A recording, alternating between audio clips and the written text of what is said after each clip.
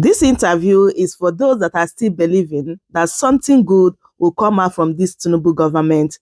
So, Hakeem Baba-Ahmed has finally exposed it all about this Tinubu government after he resigned as a special political advisor to Tinubu.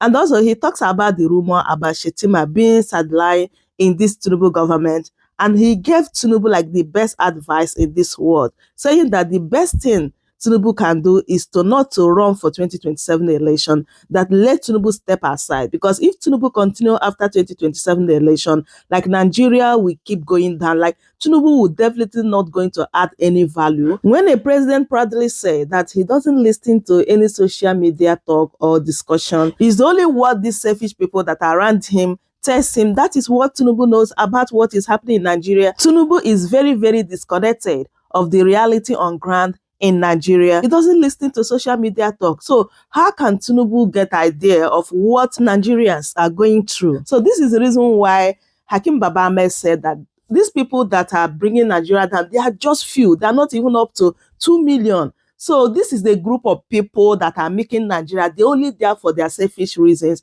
They are not there for governance. Like they are not there for Nigerians. Let me allow you guys to just listen and hear everything that he said in this particular interview. Hakeem Baba-Ahmed, this is his first television interview, the first he's granted since he resigned as Special Advisor on Political Affairs at the presidency. He was also, of course, the former spokesman of the Northern Elders Forum. Thank you very much indeed for coming in.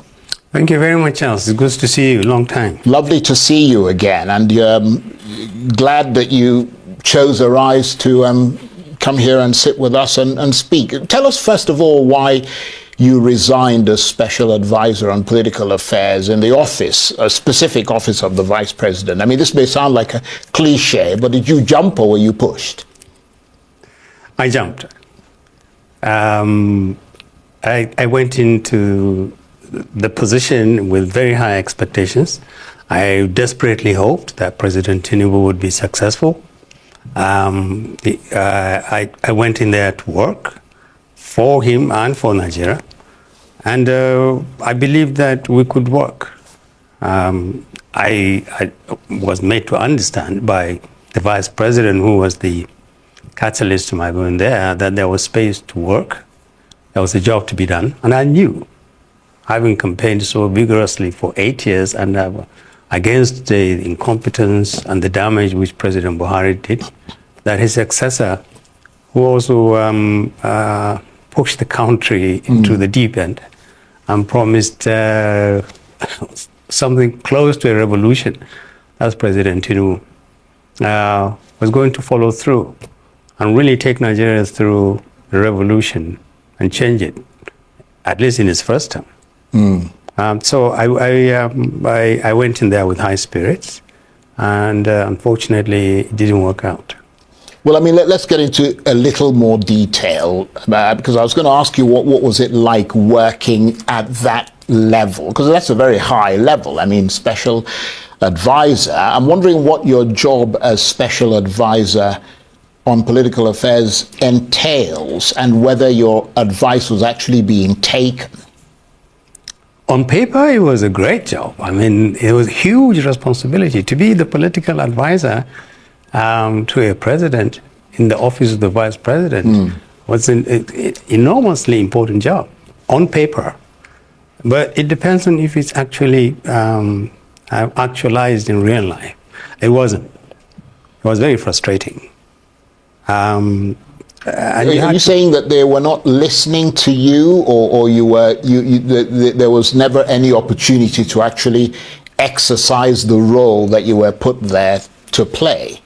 There was really, you have to understand the structure of the Nigerian presidency has been virtually the same for the last, maybe since 1999, maybe even during the military times.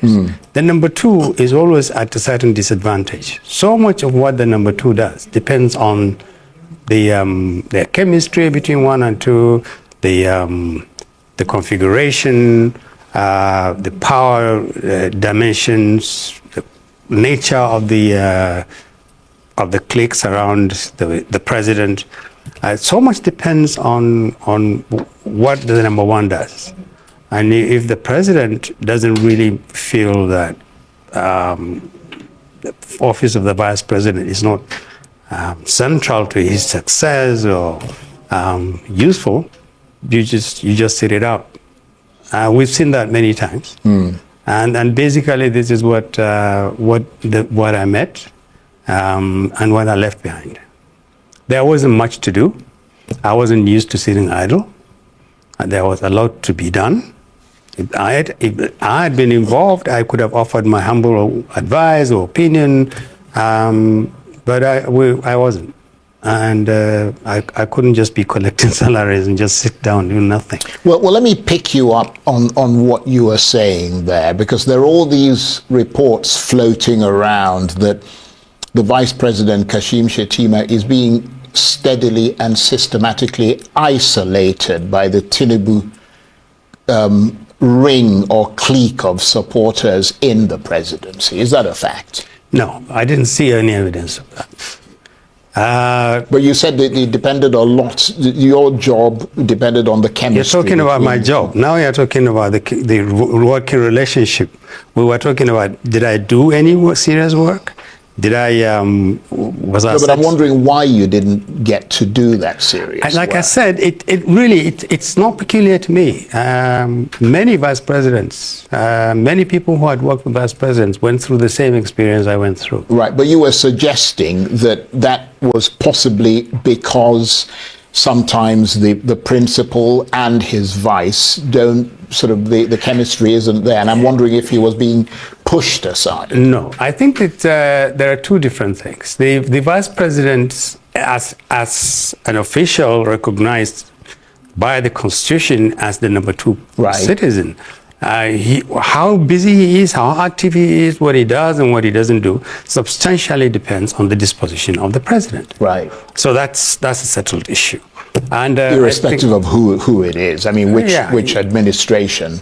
I know Vice President Atiku, Vice President Atiku's first time, he was incredibly busy. When they fell out, the second time he was virtually non-existent of the president. I know that in their personal chemistry, this I know from the Vice President. They have put the personal chemistry between the president and the vice president is excellent. I hear this from the vice president and I believe him, sometimes almost to a fault. Kashim Shettima always says how great the president is and he's a good man, he means well for this country. And sometimes on one or two occasions I've said to him, well, if he's so good, I mean, how is it that we see so many of the wrong things going on? And then, but he would defend the president with his life. I know this for a fact. But it's the way it is set up. You also need to understand, Charles, the presidency is a lot more than the president and the vice president. There are aides, very powerful aides. There are other people who intervene.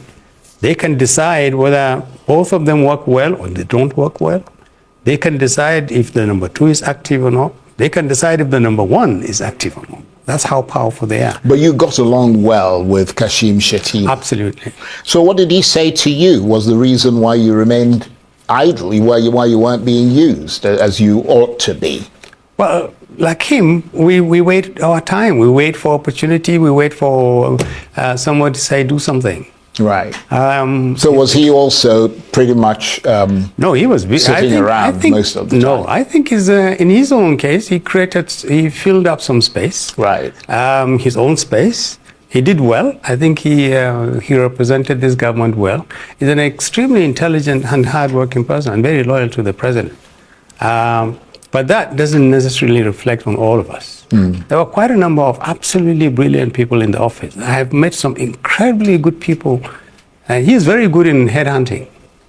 And on his side of the presidency, it's incredible the quality of people that he has there. It's unfortunate, however, that they are not being put to use.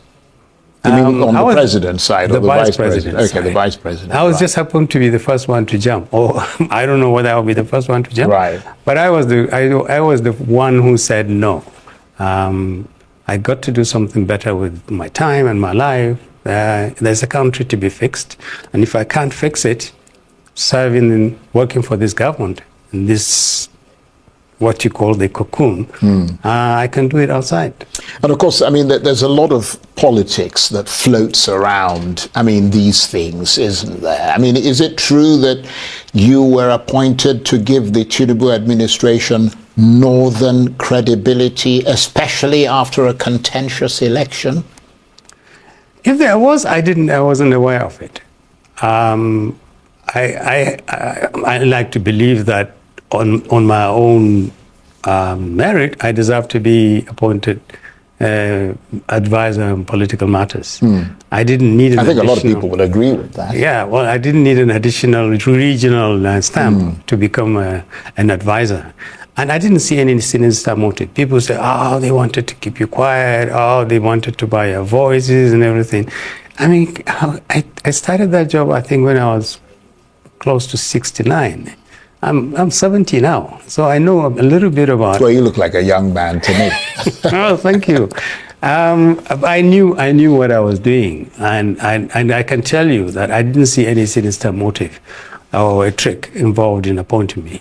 But you must have been quite disheartened, I mean, when you came out, having spent a considerable amount of your valuable time, you know, in such a place, and much use wasn't being made of you. Because, I mean, I say this because you then came out and you've just subsequently written an open letter to the president. You suggested that the president has a closed-door style of leadership, is indifferent to complaints about ethnic bias in appointments, and frequently runs the country from abroad whilst attending to personal matters. And you say that he's become something of an isolated leader heading an insular administration. I mean, that sounds pretty strong.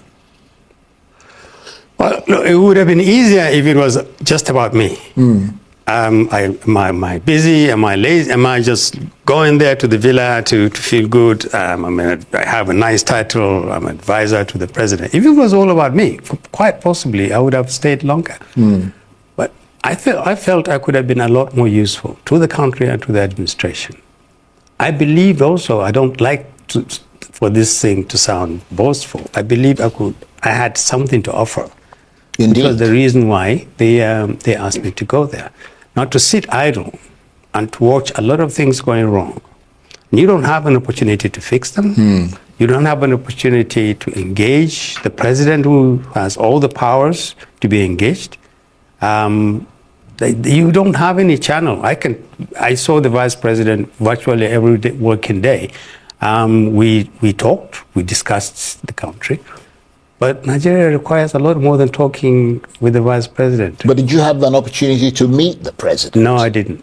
For your entire time there? No, I think I met him, I saw him 3 times in the mosque in the villa. And we sort of shook hands. There's a mosque in the villa, so you would see. But I never had a chance to sit down with President Tinubu. And why do you think that was the case?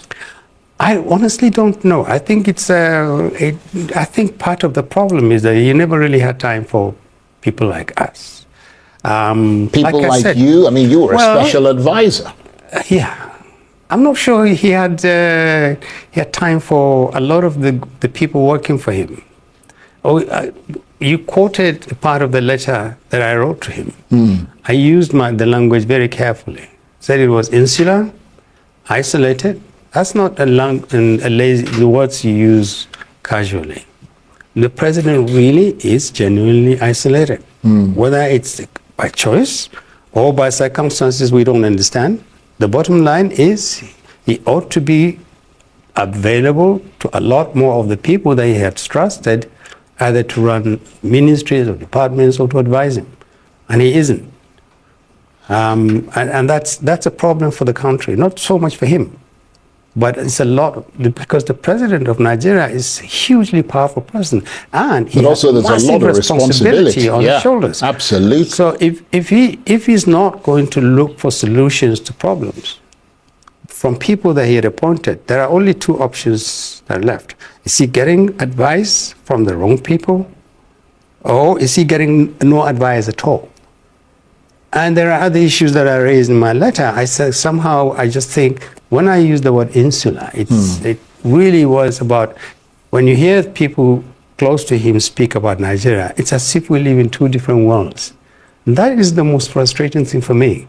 We would leave the villa, we would go home, we would watch real people, and sometimes we would drive around, we go home, we mix with poor people.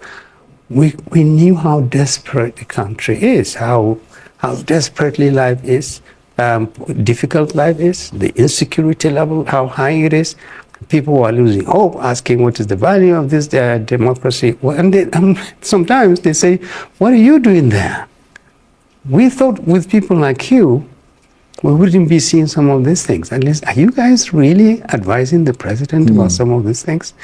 And it all amounts to this idea that the president is either not interested in getting advice, or is getting advice from the people that he hasn't appointed officially to give him advice. Either way, when I use those words, insular and isolated, very carefully, because that's exactly how I read it.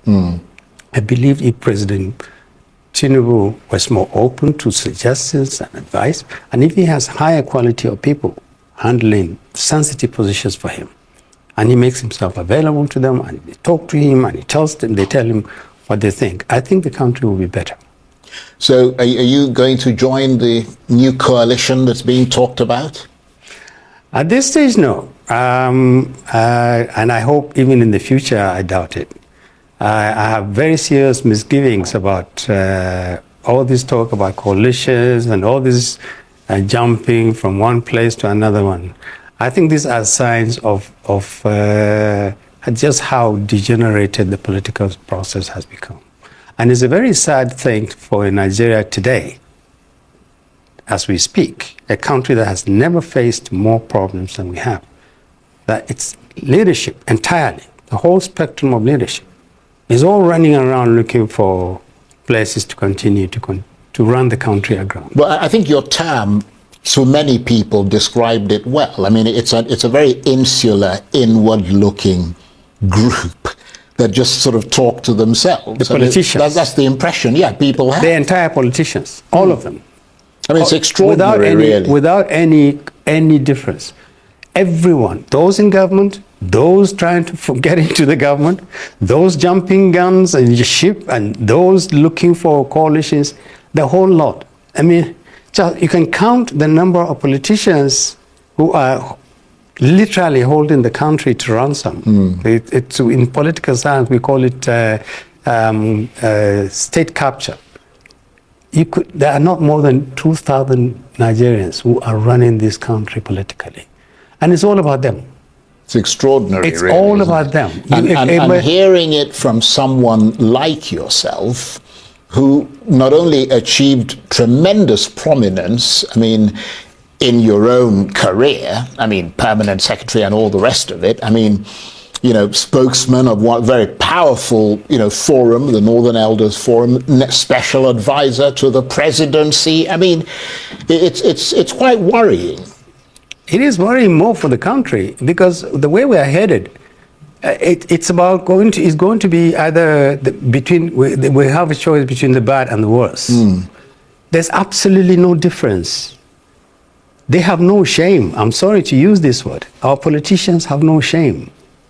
And you leave this party today, and tomorrow you move into another one. And if someone were to ask you, well, what has changed? The only thing that has changed is your party. You're the same person, absolutely, hobnobbing with the same kind of people, and the only people who you have no respect for is 99.9% of Nigerians. The people who give you the power. So it's all about them. It's all about keeping power or getting the power you lost, and it's all about milking the country.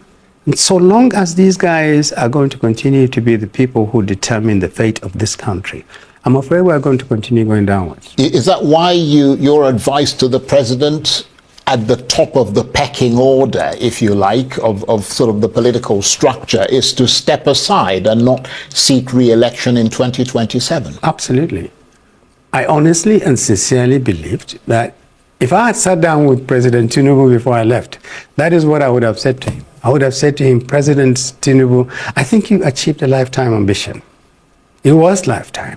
He had done great things to become president. He had done great things to make other presidents. It had worked. It hadn't worked in the past. Finally, it worked. He had done many things for this country. The best thing he can do is not to run in for 2027. The best thing he can do now is to look around, get good people, to find younger people, people in their 40s and 50s and 60s, people with a lot of experience. They exist. People with passion and anger in them, and the zeal to actually rebuild this country, to give it a future, and step aside. He can do that with his party. The moment the APC brings out a Nigerian who is in their 40s, in his 40s, believe me, other parties will do the same thing. Because no presidential candidate in his 80s or late 70s is going to start contesting for the presidency with somebody in his 40s. It has happened before, and we need to begin to show some respect for the young Nigerians. We have messed up their country and our grandchildren. We've messed up their country enough. And we need to have some faith in younger Nigerians. They can fix this country. They can.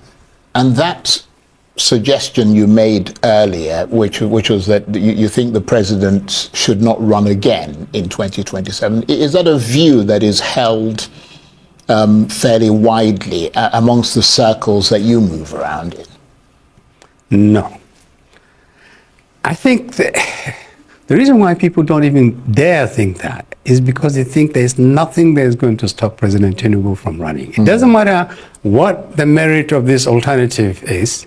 People see, even if he doesn't want to run, some people will make him run for their own sake. But what about the North? I mean, of whom you were spokesman of a considerable chunk for a while. I mean, does the North, you said they would reveal their position on the 2027 presidency in the next few months. I mean, how is that progressing? I think it's progressing well. I happen to know that there's a huge amount of interest in what happens in 2027. There are a huge amount of expectation that something must change. There is interest in getting maybe perhaps new thinking, new strategies. And there is a lot of determination not to repeat the same mistakes. People's consciousness is rising, perhaps a combination of the suffering between poverty and insecurity, and the idea that people think the North just exists as voters, not as citizens entitled to all the good things that happens to everybody. It's the North. Don't worry about it. When it comes to elections, we know what to do with them. People are quite angry, very, very angry. So there are two things. President Tinubu can choose to run or not to run. And in my letter, I said, if you run, you can win. You can win. But I don't see any value. What you will do is you are going to continue to preserve failure and disaster.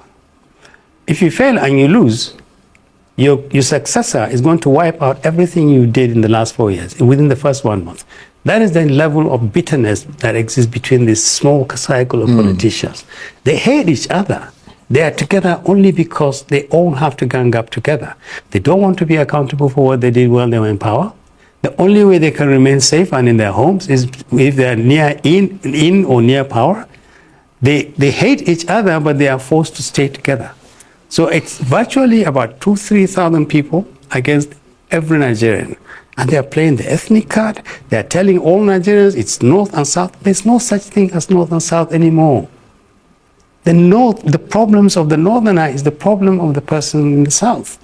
And there's no part of the country known that can actually say we can get a presidency now that is ours.